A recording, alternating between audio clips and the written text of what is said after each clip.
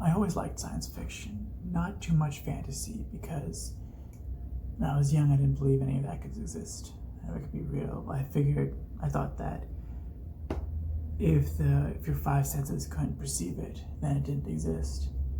So fantasy was always fake to me, but science fiction, there was always that hope, always that possibility that it might be one day. I enjoyed all the movies, TV shows, comics they had. I have all the stars. I have the Star Wars, Star Trek, StarCraft, Stargate. I enjoyed all of them. The open space concept, the freeing belief that you could be anywhere, go anywhere. Truly liberating, truly free. But I didn't like delving into it too much. I mean, I liked reading them, but it was more torture than enjoyment because of the concept that it wasn't real.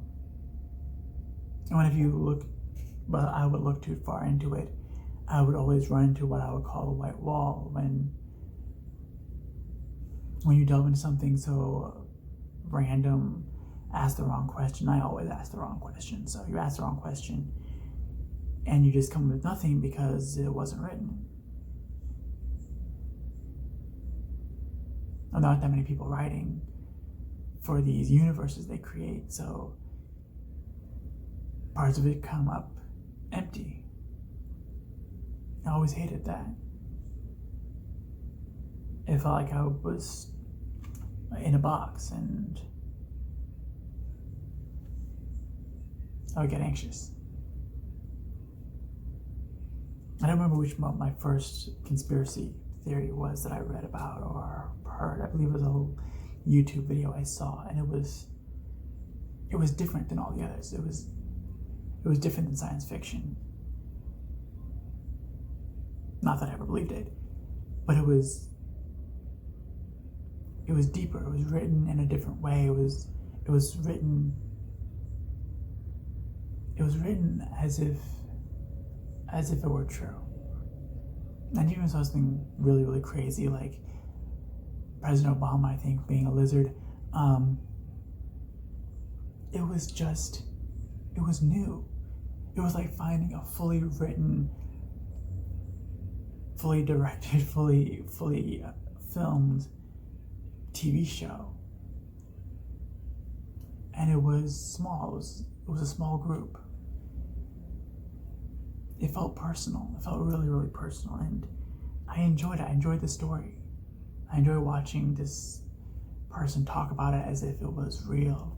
I always enjoyed the conspiracy theorists thinking that everyone was after them, you know.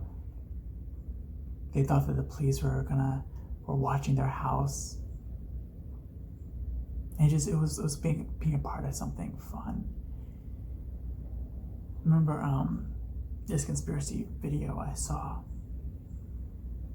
It was a while ago. It was about, the concept was out there. It was so obscure. It was about trees and mountains. The point of the video was saying that mountains today are the stumps of old trees, of silicon life, and that these trees were stretched miles upon miles into the sky. And he pulled from old stories that we have in fantasy of these huge trees and everything. I think Lord of the Rings might have a couple as well. Like, you know, like those far obscure ones, like those huge trees that would be visible from, well, pretty much anywhere from like 1,000 miles away. And he said that those were true, those were real, and that the world only less than 200 years ago was completely different, and that those huge conspiracy that all these trees were cut down or were broken and fell down, and that history was rewritten as this conspiracy to keep the truth of these trees away. And just the world that he spoke about was just so different. It was so vast and full, and there was no white wall because every question that you had that didn't have a full answer, well, that just wasn't found yet. It wasn't discovered yet. or it was kept hidden and secret, and it was like being part of the story. And I just enjoyed it so much. And so, of course, like, I think that you can't really go back to science fiction after you have a story that just, it's so utterly out there. Most of them don't even think what if, but every once in a while you do. Every once in a while you have a conspiracy theory about something that's real small, like alien life or something that you think, oh, maybe that is true. What if? And it inspires in a way that's different than all of the. Well, it's a lot like Star Trek, but it's just more intimate. Like the theory of the moon, of moon base. There was a story I read, and this really changed my opinion on a lot of conspiracy theories. It was written, and it was so entertaining. It was amazing. This guy was writing about this huge alien government, like kind of like Starfleet, kind of a lot like Starfleet, and they had like this huge super base on the moon, and they teleported him to the moon because he was really, really important in this system, and he's like the ambassador of Earth, and he was doing all this stuff. He's talking to aliens and setting up a war. He goes and fights on this space battle, and he's writing about this. It's so interesting. I'm just absorbing it. It was exhilarating. I love this story. And the thing is, I believe his name was Corey. I believe it was. And he ends his story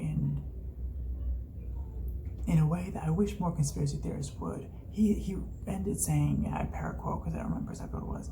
He was like, if you believe in this kind of thing, then I'm telling the truth. I believe in this. If you believe in it, just take it as truth, because it's what it is. But if you don't believe in it, just read it like a good fiction. Just enjoy the story I'm telling, because the important thing is that you know it. And so, from his perspective, he's telling me truth in his eyes, or maybe he's lying, maybe he's crazy. I don't even know. But whatever it is, he's telling a story, and if he believes it to be true, then it doesn't really matter if you believe it as long as you know it. You know, like if you believe in vampires and you go through the street trying to tell people about it, nobody's gonna believe you. They're gonna think you're crazy. However, if you create a fiction, write a story about vampires and sell in fiction how to defeat them, like everybody nowadays knows how to kill a vampire or a werewolf or a zombie, even though they're not real. Maybe the better way is to make a fiction of it than to try to convince someone of the truth. And the fact that this man was self-aware enough to see that and to put that in, most conspiracy theorists, and the main problem with them is the ego that comes with it. They always do. This one guy, he's talking, and it happens a lot, like in the video I've mentioned of the trees. Every few minutes you have this insult to modern science and scientists, and you call them crazy, you call them stupid continuously, and it's really annoying. But if you think about it, if you spend your life researching something that's considered retarded by most people or insane by most people, after a while you're gonna grow better. You're gonna start to wall yourself off from them, and even thinking that they're out to get you, that they're hurting you the same way. And so you would start saying insulting things of them continuously as a protection, as a way to protect yourself. And most conspiracy theorists do that, which ruins the story they're telling. And the fact that Corey didn't really got to me. I enjoyed his writing so much, even though it was completely out there. The story he told was just crazy. I mean, it made Star Trek look very sane and normal, and completely within not even science fiction, just like a walk in the park. But it was fun, and it was well written. One of my favorite conspiracies is Hollow Earth theory, and this theory, it's broad. It's very broad. It spans from this one concept that's actually true, that the Earth is porous. It has caves and cave structures, which it does. But the theory says that some of these cave structures are huge and they're vast, big enough to have trees growing inside, to have atmospheres, which I believe one in China was found like that. So that's true. But the theory goes to the other extreme that says that Earth is just the crust. It's just a very, very thin crust on the outside, and inside of the Earth, at the core of the Earth, is a star. And the star puts off all the heat, and that's why it's warm. And it's just, this concept is just interesting. It's just the kind of thing that you can sit back and imagine, and just let your imagination run free with it. And of course, the theory also went on to explain, to say, even third variation of it, that the Earth is hollow and there's a star in the middle, but we, humanity, are in the inside of the Earth, not the outside. Which is a weird concept, but it says that it was on the outside of the Earth. And well, everything we see in space, you look at the stars, all that, they say all that is in the inside of the Earth. The entire universe is on the inside of the Earth. And the Earth is a physical size. So it's a weird concept, but it seems, personally, I kind of think it mixes in with the, with more of the religious belief of introspection. I think that's kind of mixed in. You see it a lot with conspiracy theories, that they mix a lot and they move, and they kind of flow in and out of each other, and you can follow some beliefs and some thoughts that just had nothing to do with what somebody was saying. And well, introspection is one of those things that does a lot, that from within, without, and the concept of knowing your life and knowing where you're supposed to be in the world by looking inwards. And that's why I think the hollow earth theory, that particular variation, came from. But just the image, just the concept of Earth being three-dimensional, not two-dimensional, not just flat and then space above us, but ground beneath us, and what's in there, what lives in there. Even so, the Lovecraftian idea of huge, evil, monstrous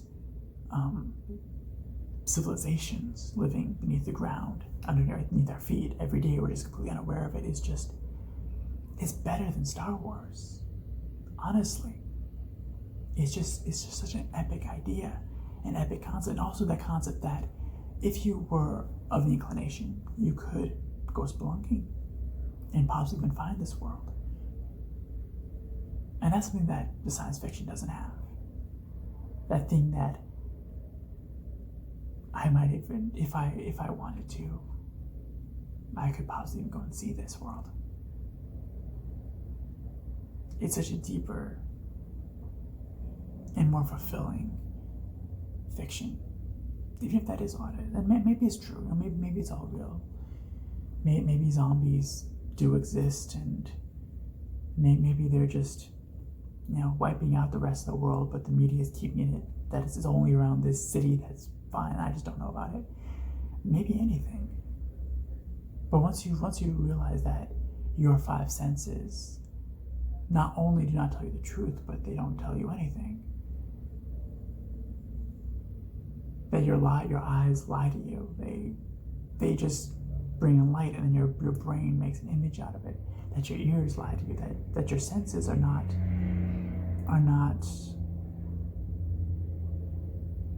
completely accurate. And once you realize that it's not just science fiction or fantasy, that there's things beyond it, that, well, just the vibration of light goes above the visible spectrum. So there's a whole visible spectrum that you are not aware of. The whole vibration that you are not aware of. And once you accept that there's more to that, then you have to question everything. You have to question everything you believe, everything you hold to be true, everything that your five senses tell you.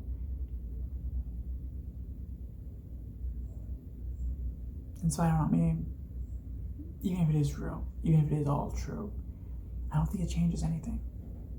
I don't think it changes the fact that it's a good story. I don't think that it changes the fact that it's an amazing read. And there's nothing like a good book that doesn't just pull you into it,